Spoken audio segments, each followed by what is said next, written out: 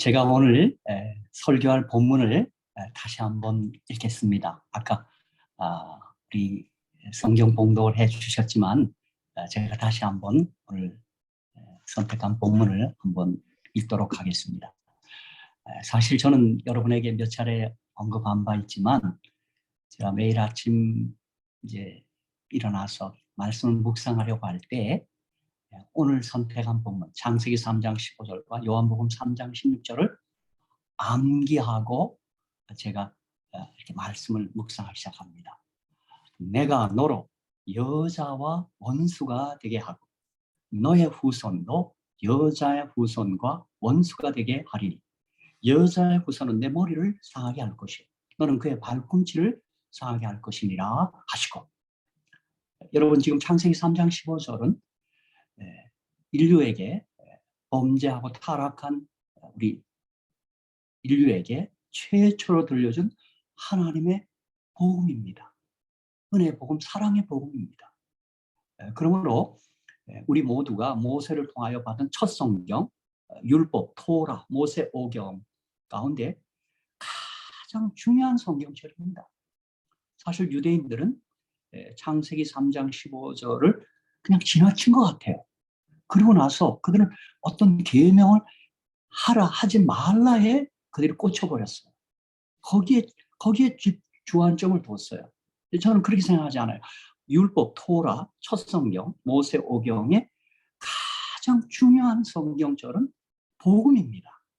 그래서 내가 너로 여자와 원수가 되게 하고 너의 후손도 여자의 후손과 원수가 되게 하리니 여자의 후손은 내 머리를 상하게 할 것이요 너는 그의 발꿈치를 상하게 할 것이라 하시고, 그래서 제가 이 성경절을 암송하고 있는 겁니다. 암기하고 있는 것입니다. 그리고 신약성경에 들어와서 신약성경이 27권인데 저는 그 가운데 13개의 바울 서신도 아주 중요한 성경이지만 예수님의 제자 또 사도 요한이 쓴 요한 5경, 요한복음, 요한 1서, 요한 2서, 요한 3서, 요한 계시록, 요한 5경 가운데 가장 중요한 성경절로서 제가 요한복음 3장 16절을 여러분에게 추천해드리고 제가 선택합니다. 이거 우리 모두는 이 요한복음 3장 16절은 다 암송하고 있죠. 그렇죠? 한번 이 시간에 저와 함께 여러분 우리 성경 암기하는 의미도 있고 하니까 요한복음 3장 10절은 제가 시작하면 같이 한번 읽겠습니다. 시작. 하나님이 세상을 이처럼 사랑하사 독생자를 주셨으니 이는 저를 믿는 자마다 멸망치 않고 영생을 얻게 하려 하심이라. 아멘. 아멘. 그래서 제가 오늘 제가 너무 사랑하고 늘 암기하고 암송하고 있는 창세기 3장 10절과 요한복음 3장 16절을 제가 오늘 설교할 본문으로 선택하고 제목은 예수 외에 다른 길은 없습니다. 이렇게 설교 제목을 제가 정한 것입니다. 여러분이 이 두 성경절을 암기하고 암송할 뿐만 아니라 묵상할 뿐만 아니라 여러분 제가 다시 한번 거듭 부탁드립니다. 여러분이 성경 61권 어디를 통독하고 묵상할 때라도 다른 어떤 것에 붙들리지 마시고 예수를 먼저 생각하시며 성경을 읽어가시기 바랍니다. 우리는 보면 어느 때 요한계시록 읽을 때도 거기 어떤 짐승들, 뭐 숫자들, 여러분 그런 것에 이렇게 붙들리지 마십시오.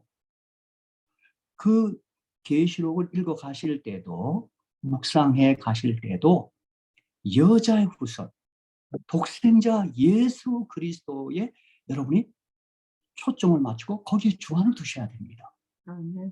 여러분 자칫 거기서 빗나가면 여러분 어느 때 우리가 성경을 읽을 때 그만 유대인들처럼 쏟고 있는 것입니다. 잘못하면 넘어갑니다. 여러분 유대인들이요 토라 율법 한번에 사랑했습니다. 정말 사랑했습니다. 여러분 아시는 대로 그 모세 오경 가운데 가장 중요한 책은 레위기예요. 그래서 유대인들은 그들의 아이가 5살이 되면 레위기부터 암송시키기 시작합니다. 그들이 그렇게 했음에도 불구하고 그들은 계명을 지킨다 안 지킨다에 바로 방점을 둔 거예요. 그래서 여러분 복음서에 보면 유대인들이 다가와서 뭐라 그래요? 주여 내가 무슨 선한 일을 하여 영생을 얻으리까? 그렇게 말하고 있습니다. 여러분 저와 여러분 같으면 창세기 3장 15절 또 요한복음 3장 16절 레위기서를 살아냈다면 여러분 무슨 말부터 했을까요? 내가 여자의 후손 독생자 예수 그리스도 말씀 하나님 아들 하나님을 믿을 때 영생을 얻는다는 사실을 확신하셔야 하는 것입니다. 지금 마찬가지 오늘 우리 재림 교인들도 뭘 해야 자꾸 구원받는다고 자꾸 그렇게 얘기해요. 노예. 아니 예수 믿고 구원받고 참으로 예수 믿고 구원받은 사람, 예수 생명을 마음에 간직한 사람, 예수 부활의 생명을 그가 경험한 사람은 생명의 현상, 생명의 열매, 생명의 결과로서 계명을 순종하게 되는 거예요. 자꾸 나는 정말 우리 재림 교인들이 가장 안타까운 건 뭐냐면 우리들 가운데 이렇게 나누는 대화들 보면 우리의 구원에 있어서 우리의 영생을 얻는 일에 있어서 다른 것들이 자꾸 끼어들어와요. 그렇죠? 절대 그렇지 않습니다. 아마 그래서일까? 여러분 요한계시록 2장 3장의 7교회의 마지막 교회가 재림 직전의 교회가 라우디게아 교회예요. 근데 라우디게아 교회 한번 권면을 가만히 한번 묵상해 보십시오. 그 교회가 부자라, 부유하다. 내가 다 진리를 가졌다라고 말하는데 주님 뭐라 그래요? 내가 실상은 가장 가난하고 눈물 없다 그랬어요. 근데 그 이유가 뭐예요? 보니까 계시록 3장 그 뒷부분 끝에 부분 읽어가면 뭐가 있어요? 그들 라우디아 교회 예수가 문 밖에 계셔요. 문 밖에. 여러분 세상에 이런 비극이 어디 있어요? 그렇죠? 여러분 엘렌 화이트께서는 라우디아 교회를 재림 교회로 딱 이렇게 일치시켜 놨어요. 여러분 그러면 우리 계시록 3장 17로 21절에 있는 라우디아 교회 권면을 우리가 묵상해야 돼요. 우리가 재림 직전에 있을 교회예요. 하나님의 남은 교회, 진리 교회예요. 그렇죠? 그럼 이 교회가 해야 될 일이 뭐예요? 계시록 3장에 있는 권면처럼 우리 어떻게 해야 돼요?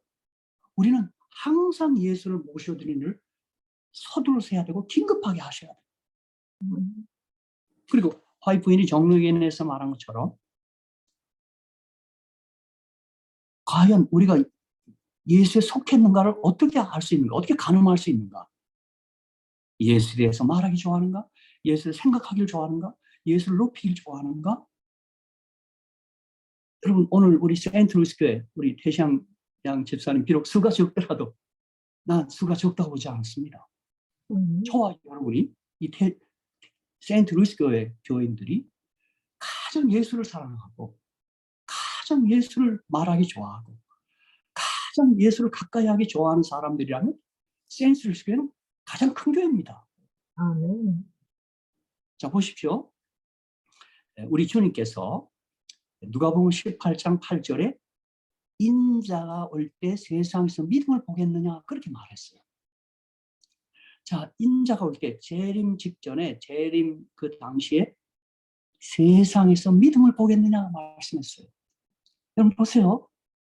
참 너무 우리의 마음을 아프게 하고 속상하게 하는 예언이에요. 그런데 믿음이 뭐예요? 히브리 11장 6절에 믿음이 없이는 기쁘시게 못하나니 하나님께 나가자는 반드시 그가 계신 것과 또한 그가 자기를 찾는 자들에게 상 주시심을 위대할지니라 그랬어요. 또 믿음은 뭘까요? 여러 많은 믿음의 정의들이 있어요. 그런데 우리 요한복음에서 요한복음 20장 30절 31절에서 정의한 믿음은 뭐예요? 예수께서 그리스도시요 하나님의 아들을 믿는 게 믿음이에요. 예수 믿는 건 다른 게 아니라 예수 그분이 그리스도시요 살아계신 하나님의 아들이라는 것을 믿는 거예요. 그렇죠? 막연하지 않아요. 그렇죠? 그래서 우리 주님이 이 땅에 계실 때 제자들을 향하여 사람들이 나를 누구라 하느냐? 또 제자를 너희는 나를 누구라 하느냐? 저도 이 시간 주님의 입을 대신해서 여러분에게 묻겠습니다. 여러분 뮤트를 다 푸시고 제가 질문할 때 답하셔야 돼요. 자, 그게 믿음이에요. 자, 너희는 나를 누구라 하느냐?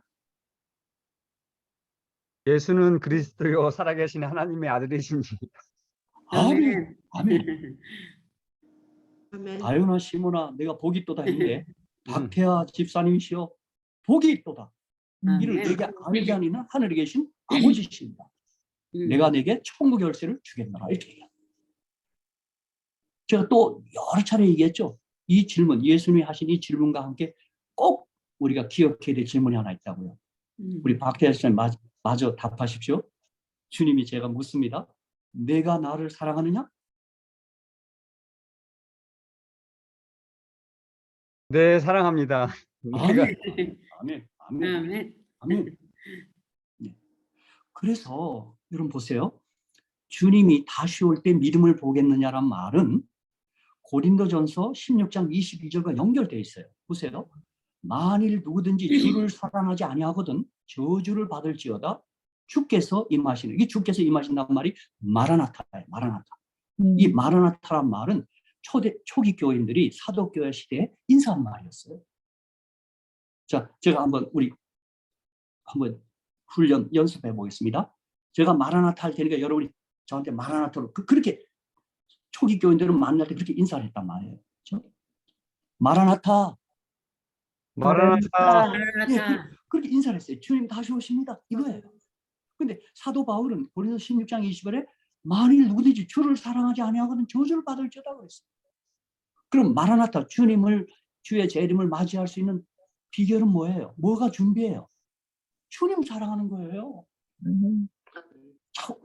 나는 우리 재림 성도들 가장 마라나타를 많이 말하고 고대하고 그렇게 재림을 간절히 삼아온 우리 재림 성도들이야말로 이 세상에 예수의 이름을 부르는 모든 기독교인들 중에서 가장 주님을 많이 사랑해야 돼요. 아멘. 그리고 고린도서 8장 3절을 보면 또 누구든지 하나님을 사랑하면 이 사람은 하나님의 아심바 된다고 그랬어요. 주님을 사랑하면 주님의 아심바 돼요. 여러분, 주님이 우리 알아야 되겠죠? 왜요?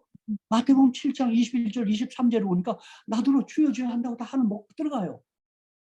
근데 거기 주여 주여 하는 것뿐만이 아니었어요. 그날에 많은 사람이 나더러 이래 주여 주여, 우리가 주의 이름으로 선지자 노릇했고 목사했고 주의 이름으로 귀신 쫓아냈고 권능 행했고 주의 이름으로 많은 권능 행지 않았냐면, 여러분 이 사람들 대단한 사람들이에요. 뭐 우리 태시암 집사님 언제나 저한테 여기 뭐 치유 시간이라 그러고 박 목사는 뭐 치유 목사 무슨 병자 고치는 의사를 자꾸 소개하는데 마치 그거예요. 주의 이름 권능을 했단 말이에요. 그런데 이들을 향하여 주님 뭐라고 얘기해? 내가 너희를 도무지 알지 못한다 그랬어요. 도무지 알지 못한다. 그럼 세상에 이런 안타까운 비극이 어떻겠어요? 그러니까 고린도서 8장 3절에 누구든지 하나님을 사랑하면 이 사람은 하나님의 아심받아요. 그러니까 주의 이름으로 행하고 뭘 하는 일이 중요하지 않아요. 주님을 사랑해야 돼요. 그래야 주님 아심받고 주님이 재림하시는 날 내가 너를 안다. 여러분 다른 말로 하면 뭐예요? 우리 주님 오시는 날 우리를 향하여 너 누구니 했다간 큰일 나요 진짜. 아까 우리 박태하 씨는 나 주님 사랑한다 그랬으니까 제가 주님의 또 흉내를 내겠습니다. 네, 너 안다. 감사합니다. 너 알아. 여러분, 내가 너를 안다 해야 주님이 우리 그날 살아있으면 바로 우리 이름을 호명할 거고, 혹시 잠들어서 무덤에 있다 할지라도 우리 무덤을 향하여 깨어라. 내가 너를 안다. 우리 이름을 호명할 거예요. 그러면 깨어나는 거예요. 그죠? 그래서 여러분 우리 재림 성도들이 부르는 찬미 가운데 그 찬미가 어느 때 우리 가슴을 이렇게 약간 움직여요. 막 약간 두렵게도 하고 막 흥분하게 돼요. 성도 호명하실 때에 성도 호명하실 때에 성도 호명하실 때에 나도 거기 가서 참여하겠네. 아멘. 그날 호명할 때 혹시 박진영 이름을 안 부르고 어떻게 해요? 박태환은 불렀는데 박진영은 안 불러. 그럼 어떻게 해야지? 그러니까 인자가 다시 올 때 믿음을 보겠느냐, 이 말씀 뭐냐면 예수 외에 다른 길은 없습니다. 난 예수밖에 없습니다. 나 뭘 잘했습니다. 잘 지켰습니다. 이게 아닙니다. 여러분, 나 예수밖에 없습니다. 이 사람들을 주님이 기억하고 호명하실 줄 믿습니다. 그렇죠? 오늘 제가 창세기 3장 15절과 요한복음 3장 16절을 읽으면서 또 떠오르는 성경절은 디모데후서 3장 1절 5절이에요. 여러분, 여기 사도 바울이 디모데후서 3장 1절 5절에 말세에 고통하는 때가 이르겠다 그랬어요. 이제 말세의 징조예요. 재림 다시 오심의 징조라 할 수 있을까요? 근데 이 5절에서 사도 바울이 강조한 건 뭐냐면 말세에 고통하는 때가 이르니 사람들은 자기를 사랑하고 돈을 사랑하고 자긍하며 교만하며 회방하며 부모를 거역하며 감사치 아니하며 거룩하지 아니하며 무정하며 원통을 풀지 아니하며 참소하며 절제하지 못하며 싸나우며 선한 것을 좋아 아니하며 배반하여 팔며 조급하며 자고하며 또 나와요. 사랑 얘기. 쾌락 사랑하기를 하나님 사랑하는 것보다 더하며 이랬어요. 그러니까 재림 직전에 말세의 징조 가운데 하나는 사랑이 타락한 거예요. 자기 사랑, 돈 사랑, 쾌락 사랑이에요. 여러분 지금 우리 주변에서 이거 보고 있죠? 뭐 다른 거 재난의 징조, 뭐 기후의 징조, 뭐 지상 하늘의 징조 이런 거 다 떠났어요. 우리 사람들의 모습, 사는 모습의 징조가 가장 뚜렷해요. 자기 사랑, 돈 사랑, 쾌락 사랑이에요. 오늘도 우리 교과 공부가 이기심과 뭐 사랑에 대한 공부하는데 그 초대교회 그리스도인들의 특징은 사랑이라고 말했어요. 우리 이 세인트루이스 교회도 우리 비록 수가 적다 할지라도 절대 낙심하지 마시고 우리 성도 간에 이 세상에서 가장 뜨겁게 사랑하는 그러한 교회가 되어 주시기를 주님의 이름으로 축복합니다. 그래서 여러분 말세에 자기 사랑, 돈 사랑, 쾌락 사랑을 하는 것 대신에 재림을 준비한 사람, 재림을 맞이하기를 준비한 사람 어떤 사람이에요? 하나님 사랑, 예수 사랑하는 사람이에요. 다른 거 아니에요. 그렇죠? 여러분 그래서 우리 예수 많이 사랑해야 되겠다. 또 사도 요한이 말한 것처럼 우리가 먼저 사랑한 거 아니죠. 그가 먼저 우리를 사랑했어요. 그가 먼저 우리를 많이 용서하셨어요. 우리가 그것 때문에 그분 사랑하는 거예요. 아까 내가 나를 사랑하느냐가 물었는데 그게 주님이 제자 베드로에게 그 질문을 할 때 베드로가 어떤 형편이었어요? 주님을 3번이나 저주하며 부인하고 모른다고 했어요. 여러분. 그럼 어떻게 보면 그것은 다른 유다보다 더 용서받지 못할지 아닌가요? 어떻게 그럴 수가 있어요? 그런데 우리도 산을 하면 어릴 때 나도 모르게 어느 때 내가 너무 연약해서 주님 부인하며 사는 때가 혹 발생하잖아요. 그렇죠? 그런데 우리 주님 그거 다 용서해 주십니다. 베드로는 3번 부인했지만 그거 다 용서하신 것처럼 우리는 7번씩 7번 부인하고 죄져도 주는 용서하시더라고요. 세상에 이런 주님이 없습니다. 그렇죠? 네, 그래서 오늘 저는 예수의 다른 길은 없다라는 말씀을 이 서두에 이 말씀을 드리는 이유는 저와 여러분이 뭐 성경을 묵상한다, 설교한다, 뭐 우리가 성도 간의 교제를 나눈다. 그거 다 중요하지만 가장 중요한 거는 예수님 사랑하는 거예요. 여자의 후손, 그리스도이신 메시아, 예수, 하나님의 아들 예수님 사랑하는 거예요. 왜요? 그가 우리를 사도 요한이 말한 것처럼 하나님이 세상을 이처럼 사랑하셔서 독생자 주셨어요. 그렇죠? 여러분 한번 가만히 생각해 보세요. 이 독생자 아들 하나님, 말씀 하나님, 예수님은요 본디 하나님이셨어요. 그가 나 때문에 나를 대신하여 죄가 되고 죽기 위하여 나와 같이 사람의 옷을 걸쳐 입고 이 땅에 오신 거예요. 여러분 이보다 더한 사실은 없어요. 성경 이건 말이 안 되는 얘기예요. 그렇죠? 왜 그랬을까요? 하늘에서 일으킨 반역. 이번에 우리 3개월 동안 대쟁투에서 공부하는데 다른 거 아니에요. 대쟁투의 첫 출발점이 뭐냐면 피조물 가운데 가장 뛰어난 피조물 사탄 루스펠이 하나님은 사랑이 아니다, 내가 하나님같이 되겠다고 하면서 일으킨 게 이게 전쟁 대쟁투, 생명의 세력과 사망의 세력 간의 싸움의 출발이었어요. 여러분, 이 뜻밖의 예상치 못한 이 반역과 도전 앞에 주님은 당신이 사랑이라는 사실을 우리에게 어떻게든 입증하셔야 돼요. 우리뿐이 아니에요. 지구촌의 우리뿐이 아니죠. 어디요? 온 우주 가문에게 이 사실을 증명해야 돼요. 그렇죠? 사실 주님이 십자가에 달려 돌아가기 전까지는 우주 거민들은 조금 반신반의했을 거예요. 진짜 사단의 말이 맞지 않을까? 저는 복지 아니고 무서운 폭군 아니야? 이랬을 거예요. 근데 주님의 아들, 하나님의 아들, 말씀 하나님, 아들 하나님께서 사람이 이 땅에 오신 그 사실 우주 거민과 천사를 지켜보면 놀랐을 거예요. 어떻게 뭐야 저게? 그들이 십자가에서 벌거벗긴 채 돌아가시는 거예요. 여러분, 이 사실이 뭘 뜻하는 거예요? 여러분, 우리 십자가 잘한다, 십자가 잘하는데 이게 뭐예요? 우리가 아직 죄인 되었을 때 그리스도께서 우리를 위하여 죽으심으로 하나님께서 우리에 대한 자기의 사랑을 확증하신 거예요. 그래서 계시록 12장에 보면 십자가 사건 이후에는 사탄은 더 이상 우주에는 가지 못해요. 욥기에 보면 막 십자가 전에 우주 막 올라가고 하나님 존전까지 막 들어와요. 더 이상 우주 거민을 쏟지 않아요. 그래서 이 땅만 화가 있겠다고 계시록 12장에 말해요. 이 땅의 거민들만 아직 하나님이 사랑이라는 사실을 사단의 거짓말 때문에 지금 불신하고 모르고 있는 거예요. 우리 믿음을 가진 사람은 이 사실을 알게 된 사람들이에요. 그렇죠? 네, 그래서 여러분 한번 보십시오.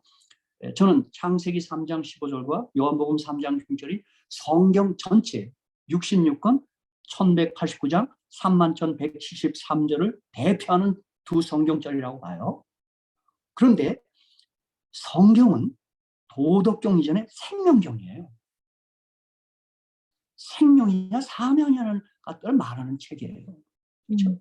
그래서 여러분 구약 성경 읽어보시면 우리 도덕적 잣대로는 성경의 어떤 사건의 기록들이, 기사들이 도덕적이지 않아요. 자, 가령 예를 들면 악인들을 다 처단하라. 뭐 한 예를 들면 엘리야가 바알에서 이제 850명 다 죽였다. 여러분, 우리가 그 시대에 살고 그 현장에 있었다면 무슨 생각 들어요? 물론 저 우상 숭배하는 사람들이 죽은 거죠. 근데 그때 외적 현상으로 보면 어떻게 보여요? 850명 죽인 살인자네, 엘리야가. 당장 보기엔 그렇지 않습니까? 그리고 여호수아에 보면 가나안 진멸령을 내려요. 다 죽여요. 여러분, 그게 어떻게 하나님의 사랑과 이렇게 일치가 될 수 있어요? 그렇죠? 어떤 도덕적 잣대로는, 도덕적 이해로는 이게 왜 이런가? 그래서 어떤 신학자들은 구약의 하나님과 신약의 하나님이 다르다는 거예요. 여러분, 하나님이 또 바뀌면 그건 하나님이 아니죠. 그렇죠? 예수 그리스도는 어제나 오늘나 영원토록 동행하셔야죠. 그렇죠? 그래서 제가 어떤 여학생은 보니까 꼭 기도할 때 하늘에 계신 우리 아버지라고 안 부르대요. 하늘에 계신 우리 예수님. 그래 왜 그러냐 그랬더니 구약에 있는 아버지는 무섭대요. 신약의 예수님은 너무 좋고 그러다 그래서 왜 이렇게 됐어요. 그렇죠? 그런데 그 모든 것을 생명이라는 렌즈로 보면, 예수 렌즈로 보면 그거 다 무리 없이 우리 이해됩니다. 뭘까요? 가나안 족속을 하여 주님께서 430년간 너 사망에서 생명으로 회개하라. 이 회개가 뭐냐면 오는 거예요. 사망의 생명으로 오는 거예요. 무슨 죄를 낱낱이 고백하고 뭐 도덕적 그걸 얘기하는 게 아니에요. 그게 욥기가 그걸 증명하는 거예요. 욥기 42장에 도덕적인 욥이 회개하고 있죠. 내가 이제 회개. 그건 뭔 얘기예요? 그건 도덕적 회개가 아니라 생명적 회개를 얘기하는 거예요. 그렇죠? 그러니까 회개는 뭐냐면 생명이신 예수님께 돌아오고 나오는 거예요. 그리고 그 생명을 받아들이면 내가 도덕적인 사람이 돼요. 말하자면 도덕적인 걸 뛰어넘는 사람이 돼요. 그렇죠? 이 세상의 일반 상식을 뛰어넘는 사람이 되는 거예요. 그래서 그들이 아무리 생명으로 돌이키라 돌아오라 해도 안 돌아오는 게 어떻게 해요? 그들이 여전히 시체로 남아 있는 거예요. 썩은 냄새가 진동하는 거예요. 여러분 시신 냄새 맡아봤어요? 전 맡아봤어요. 이장하느라고.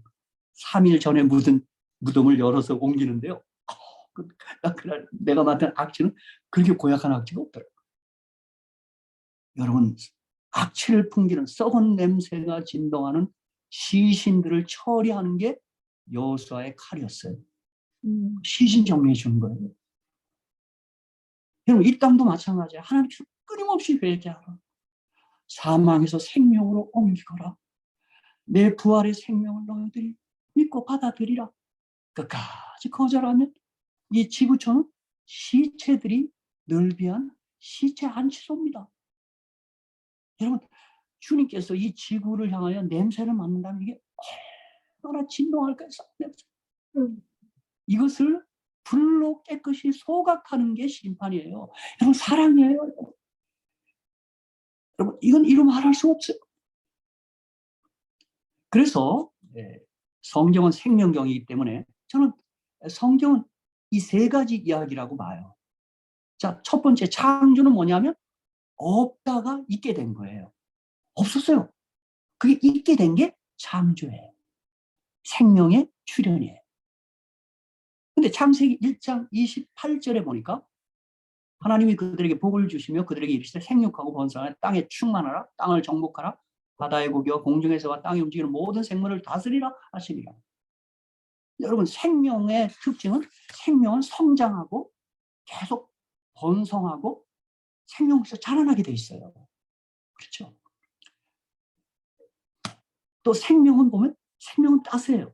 죽은 시신은 차갑고 냄새나고 분위기가 음습해요. 여러분, 우리가 이 봄이 되면 왜 자꾸 어떤 분은 봄은 생명의 계절이요 연애의 계절이라고 그러대요. 왜요? 이 봄은 여러분 봄을 맞이할 때가 무슨 생각합니까? 저는 이런 생각을 합니다. 겨울은 죽은 게 아니에요. 겨울은 잠자고 있는 거예요.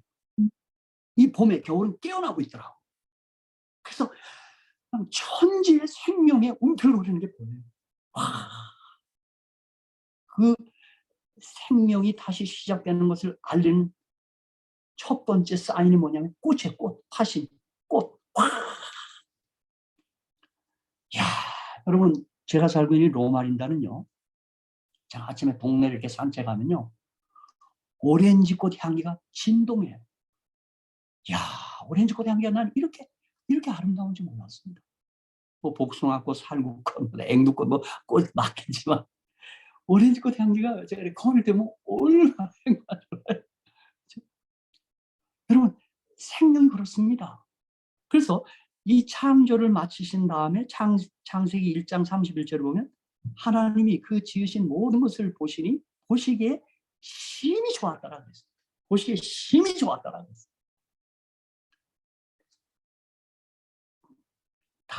다섯째 날까지는 좋았더라 하다가 여섯째 날은 보시기에 심히 좋았다 그랬어요. 아멘. 우리 왜 그렇게 하셨는지 이유 알죠? 왜요? 네. 여섯째 날 하나님의 형상들을 지은 사람을 만든 다음에 그렇게 말씀하신 거예요. 아멘.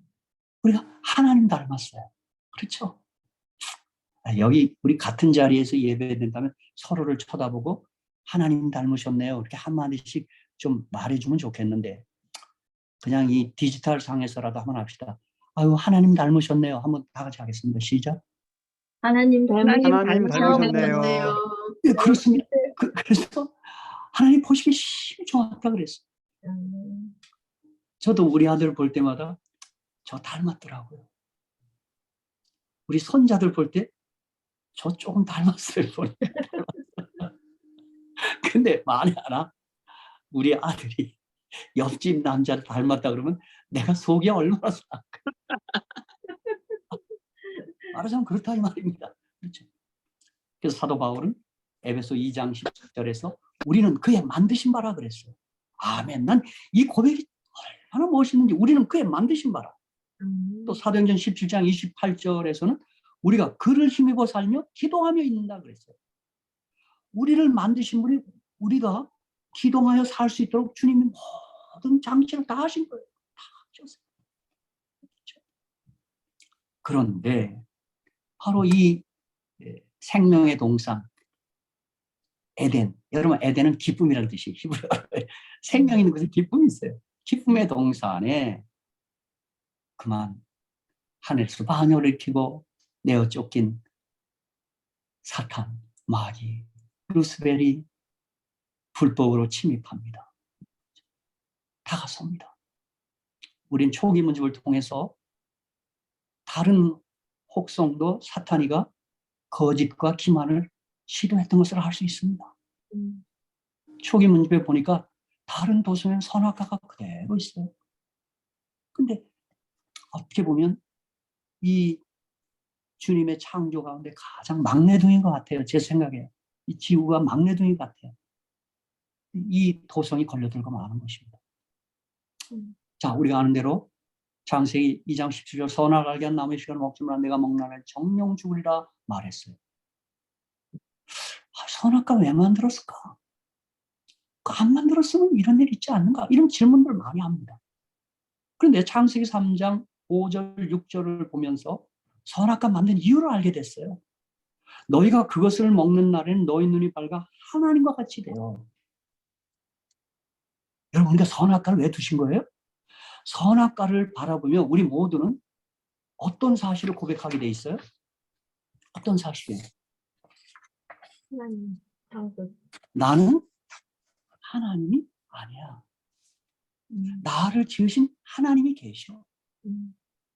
선악과는 무슨 과일 하나를 둔 게 아니라 선악과를 두신 이유는 선악과 먹는 하나님 같이 된다고 사단이 속인 것처럼 그가 하늘에서 그렇게 반역한 거예요. 내가 하나님 같이 되겠다 이 말이에요. 내가 하나님이다. 하나님 당신 필요 없어. 하나님이야. 여러분 제가 제 서재에 사탄 바이블을 갖고 있어요. 미국에는 사탄 교회가 있고 사탄 바이블이 있어요. 여러분 사탄경 제1장이 뭔지 알아요? 내 자신이 내 삶의 주인이다라고 딱 그렇게 나와 있습니다. 그 말이면 내가 하나님이다 이 말이에요. 내가 하나님이다. 내 멋대로 하라 이 말이에요. 여러분 저는 사탄경을 받아들면서 느낀 게 사탄은 에덴 동산에서나 하늘에서나 지금이나 똑같아요. 그래서 여러분 어떤 분은 얘기해요. 창세기 3장 1절로 5절을 저는 설교하기를 좋아하는데 거기 사탄의 세 가지 속임수가 있어요. 뭐예요? 먹지 말라 하시더니 하나님은 심술장이라는 거예요. 하나님의 성품을 이렇게 자꾸 비틀어요. 두 번째 뭐예요? 결코 죽지 아니하리라. 하나님 말씀 거짓말이라는 거예요. 세 번째 속임 뭐예요? 너 하나님 될 수 있어. 너 하나님 될 수 있어. 그거예요. 그렇죠? 그래서 선악과는 뭐예요? 나는 하나님이 아니야. 나를 지으신 하나님이 계셔. 그것을 자꾸 기억나고 생각나게 해주는 게 선악과의 나무의 실과예요. 그러므로 인간 죄의 뿌리는 하나님같이 되려는 거예요. 여러분 보세요. 우리 갓 태어난 아이들이 도덕적으로 죄가 없어요. 그런데 이 땅에 태어난 모든 아이들이 죄인이라는 사실은 그들이 하나님을 몰라요. 참 여러분 보세요. 하나님 몰라요. 그렇죠? 하나님 없어요. 그래서 이것을 사도 바울은 에베소 4장 18절에서 저희 총명이 어두워지고 저희 가운데 있는 무지함과 저희 마음이 굳어짐으로 말미암아 하나님의 생명에서 떠나 있도다. 자 보세요. 사단도 그러하고 인간도 아담도 하나님같이 되겠다 하는 말은 뭐예요? I don't need you. 하나님 당신 필요 없습니다. I am God. 나 하나님이다 이 말이에요. 근데 우리 하나님은 참 좋으신 하나님이에요. 저는 하나님이 좋으신 게 뭐냐? 우리에게 자유를 줬어요. 저 같으면요. 뭐? 너 죽어 이놈아. 저는 그렇게 하지 않아요. 저는 그래서 이거 가지고 집사람한테 저한테 뭐 이렇게 하라 저렇게 하라 할 때마다 여보 내게 좀 자유를 줘. 자유. 좀 자유. 내가 우리 아이들한테 뭐라 그러려고 좀 나도 자유를 줘. 하나님 우리 그때 어떻게 해요? 알았어. 나 필요 없어. 그래서 하나님 피해요. 떠나요. 그러면서 어떻게 해요? 그분이 주신 생명을 걷어가요. 그러니까 인간이 창조의 원죄를 티끌로 돌아가는 거예요. 그게 사망이고 그게 죽음이에요. 하나님 생명에서 떠난 거예요. 그게요. 그렇죠? 이것을 우리는 타락이라고 그러고 죄라 그래요. 다른 말로 뭐예요? 있다가 없게 된 거예요. 이게 소위 말. 이게 죄예요. 하나님 생명이 떠나니까 어떻게 돼? 생명이 아니라 사망이 돼버린 거예요. 그렇죠? 그런데 우리 주님께서 창세기 3장 15절에 여자의 후손으로 말미암아 이 사망의 세력 뱀의 머리를 부셔버리고, 여러분 이 여자의 후손은 뭐로 부셔는 겁니까? 부활과 재림으로 부신 겁니다. 아멘. 그리고 뱀의 후손, 뱀이 그의 발꿈치를 하게 한단 말이에요. 그건 여자의 후손의 고난이에요. 그 십자가의 죽으심을 말해요. 그 십자가의 죽음을 통하여 우리의 죄를 없애버리는 거예요. 그래서 창세기 3장 15절은 다른 말로 하면 없게 된 것을 다시 있게 하는 거예요. 자, 다시 얘기해요. 성경이요. 세 문장에 없다가 있게 됐어요. 창조예요. 타락은 뭐예요? 죄는 뭐예요? 있다가 없게 된 거예요. 구원은 뭐예요? 복음은 뭐예요? 없게 된 것을 다시 있게 하는 거예요. 다시 있게 하는 길에는 예수 외에는 다른 길이 없어요. 우리의 어떤 행위로 되는 게 아니에요. 이거는요. 왜요? 이것은 생명 문제이기 때문에 생명 문제는 창조주 하나님밖에 할 수가 없어요. 이 생명과 구원을 내가 하겠다, 내가 협력하겠다, 내가 도와야 되겠다는 말은 그건 교만이에요. 교만. 예수 외에는, 여자의 후손 외에는 우리에게 다시 생명을 가져다 줄 수가 없어요. 자, 보십시오. 참 제가 감사한 거는 제가 모세오경 토라를 좋아하는 까닭에 유대인의 책들을 구할 수 있으면 많이 구해요. 제가 유대인의 책들도 읽어보면서 감사한 건 뭐냐면 유대인들까지도 창세기 3장 15절을 그들은 복음으로 이해하고 해석해요. 구속의 복음으로 그들이 알고 있어요. 자, 그런데 창세기 3장 15절은 세 가지 내용을 담고 있어요. 여자의 후손이 온다는 거예요. 아담과 상관없는 여자의 후손이 와요. 뱀은 여자의 후손의 발꿈치를 상하게 할 거예요. 여자의 후손은 뱀의 머리를 상하게 할 것이에요. 자, 여자의 후손은 누굴 가리켜요? 메시아 예수 그리스도가 오신다는 사실을 말하고 있어요. 그 초림 얘기예요. 그 다음에 뱀이 여자의 후손의 발꿈치를 상하게 하는 것은 사탄이 그리스도에게, 메시아에게 해를 입힌다는 예수 그리스도의 십자가 고난을 예언하고 있는 거예요. 사실 창세기 3장 15절은 성경 전체의 주석이에요. 주석. 그리고 여자의 후손이 뱀의 머리를 상하게 한다는 것은 그리스도가 사단의 머리를 상하게 한다는 예언인 것이고, 바로 그것은 주님의 부활과 승천 재림으로 사망의 세력, 사망의 주인인 사탄을 이기고 사탄을 지배하고 사탄을 멸절하겠다는 예언인 것입니다. 그러므로 십자가와 부활, 승천과 재림이 인류의 희망이요 소망인 것입니다. 바로 거기서 우리에게 영생할 수 있는 길을 주님이 열어놓으신 거예요. 다른 길 없는 거예요. 바로 이거예요. 그렇죠? 그래서 여러분, 우리 기독교는 배타적이어서가 아니라 종교다원주의를 인정하지 못하는 이유는 뭐냐면 하나님의 절대 주권을 믿기 때문에. 여러분, 예정론을 하는데 예정론은 구원의 방법이 예정되어 있는 거예요. 여자 후손으로만 구원을 받게 돼 있어요.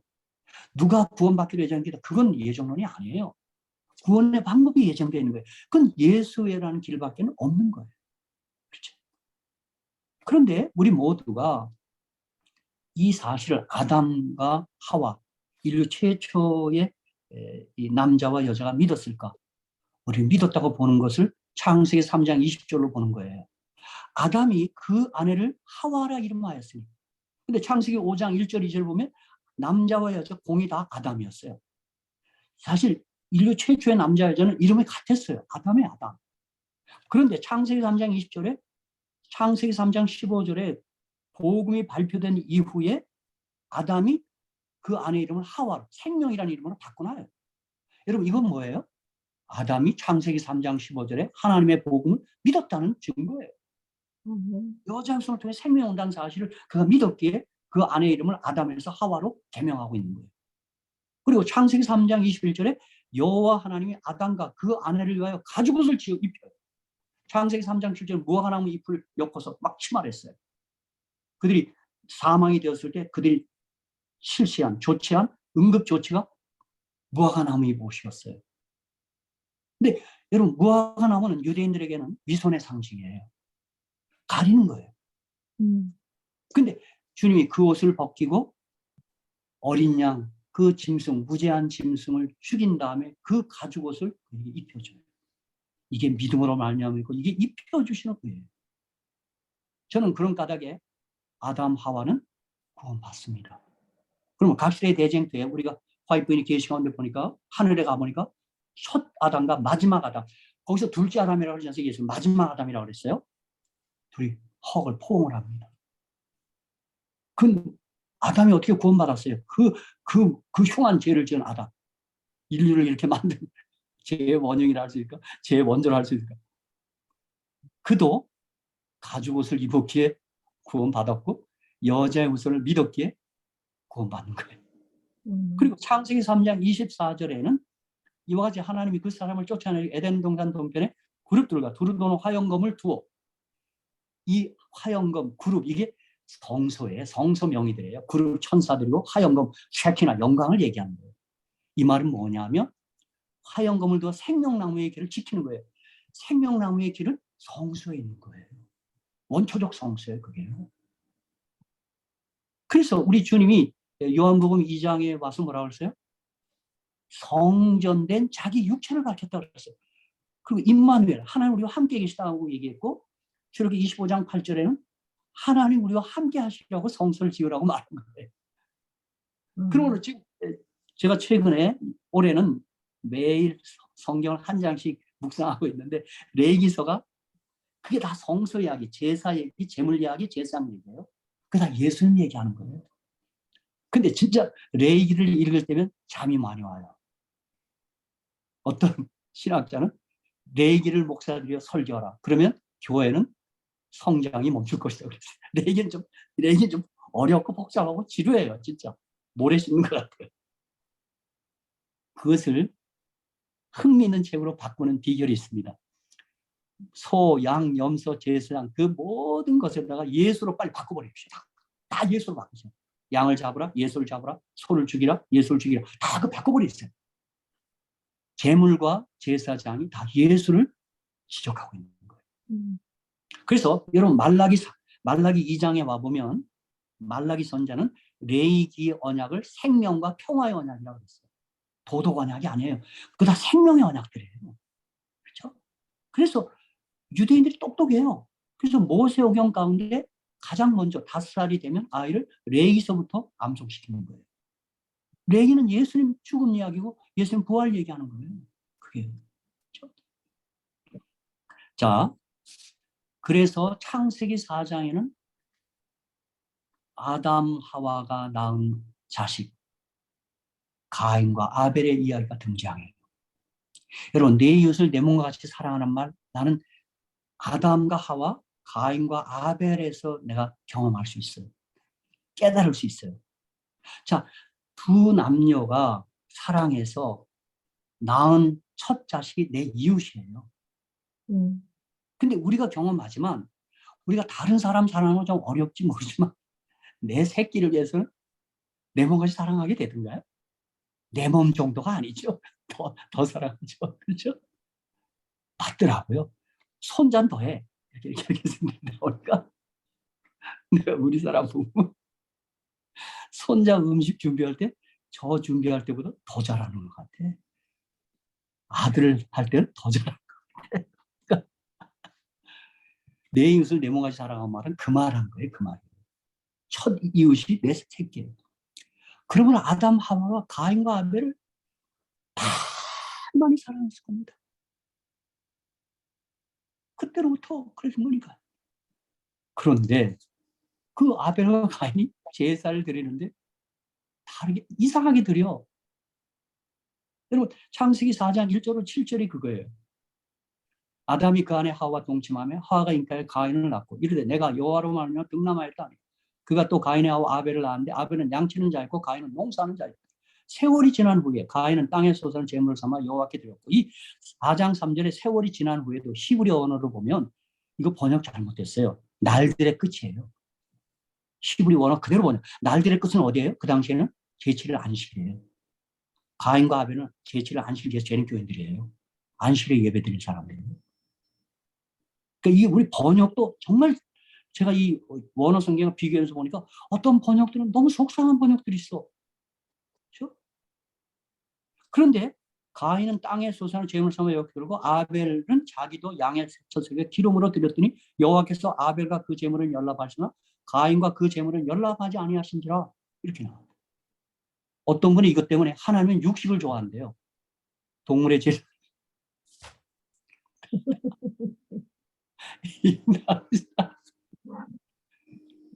여러분, 이럴 때 예언의 신의 증언, 예언의 선물이 정말 필요해요. 나는 엘렌 화이트 훌륭한 성경 해석한 선자예요.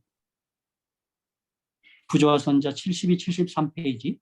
가인과 아벨은 종말 때까지 이 세상에 있을 두 부류의 사람들을 대표한다. 한 부류는 죄를 위하여 지정된 희생을 이용하지만 다른 부류는 자신들의 공로를 감히 의지한다 그랬어요. 아벨은 예수 믿었고 예수엔 다른 길은 없더라고 고백한 사람이고, 가인은 예수의 자기 공로로 나아간 사람이에요. 저는 부조와 선자 72, 73페이지가 여러분 예언의 신의 증언 최고의 인용문이에요.